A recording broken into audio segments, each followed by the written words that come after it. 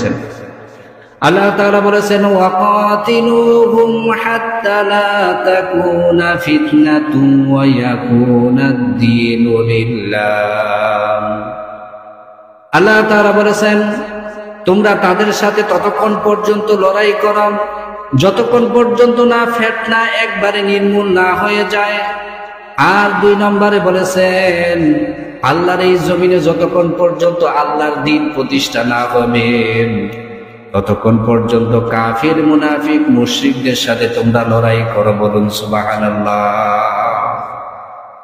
আল্লাহ তাআলা এই আয়াতের মাধ্যমে আমাদেরকে এটাই বুঝিয়েছেন ফিতনা থেকে আমরা কখনো কি হব না, একবারে আমরা অবসর গ্রহণ করব না। যুগে যুগে ফিতনা আমাদেরকে পেয়ে বসবে, কিন্তু এই ফিতনার বিরুদ্ধে আমাদেরকে অবিরাম লড়াই চালিয়ে যেতে হবে। এখন আসেন আল্লাহ রাসূল সাল্লাল্লাহু আলাইহি ওয়াসাল্লাম কিয়ামতের আগ পর্যন্ত যত ফিতনা এই জমিনে হবে প্রত্যেকটা ফিতনা তিনি আমাদেরকে বলে গেছেন এবং নাম ধরে ধরে একেবারে উদাহরণ সহকারে আল্লাহ রাসূল সাল্লাল্লাহু আলাইহি ওয়াসাল্লাম আমাদেরকে বলে গেছেন এই এই ফিতনা কিয়ামতের আগ পর্যন্ত প্রকাশ পাবে। সাবধান উম্মতেরা, এই ফিতনা থেকে তোমরা নিজেদেরকে বাঁচিয়ে রাখো। বলুন না সুবহানাল্লাহ।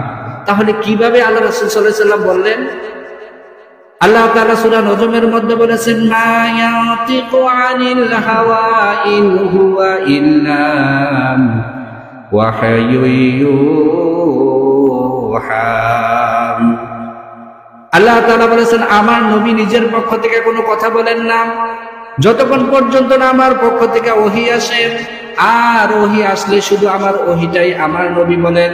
তার মানে ফিতনা সম্পর্কে আল্লাহ রাসূল সাল্লাল্লাহু আলাইহি ওয়াসাল্লাম আল্লাহর পক্ষ থেকে জেনেছেন এবং আমাদেরকে সতর্ক করেছেন। বলুন সুবহানাল্লাহ। তাহলে কিভাবে জানলেন? আল্লাহ জানাইছেন, এজন্য রাসূল জানছেন।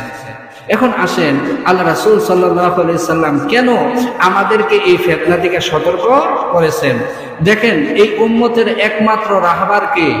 হযরত মুহাম্মদ সাল্লাল্লাহু আলাইহি ওয়াসাল্লাম। তিনার চেয়ে আপন আমাদের আর কেউ নাই এই ধরাধামে।